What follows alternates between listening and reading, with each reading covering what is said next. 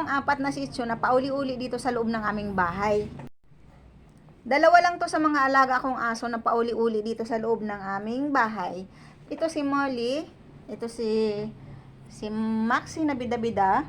Meron pa diyang mga pagala-gala sa sahig. Dati ay namamanghi yung aming sopa at aming sahig. Pero ngayon ay hindi na. Buhat nung nakita ko itong pinakamurang diaper, hindi na namamanghi ang aming sopa at ang aming sahig. Hindi yan magastos. Hindi na ako naglalaban ng mga basahan. Hindi na ako gumagastos ng tubig at sabon. Mas dumami yung oras ko para sa aking hanap buhay. Instead na nagpupunas ako ng sahig at naglalaba ako ng mga basahan, ngayon ay diretso ko nang nagagawa ang iba ko pang mga gawain dahil sa diaper na ito. Tipid siyang gamitin dahil malapad at makapal. Magkaiba yung diaper ng babae sa diaper ng lalaki.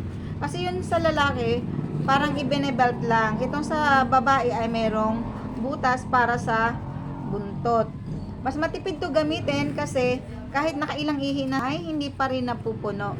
Matagal ko din sila bago palitan kasi matagal ngang mapuno. Minsan maghapon na hindi pa rin puno. Kaya mas nakakatipid ako sa diaper. Hindi katulad dati na mayat maya na lang ako naglilinis ng aming sahig. So palagi nagpapalit ng cover. Magkano pagpalondre ngayon? Mahal ang pagpalondre. Mas nakatipid ako sa diaper. Kung isa ka rin parent, diaper nang gamitin mo, mas tipid.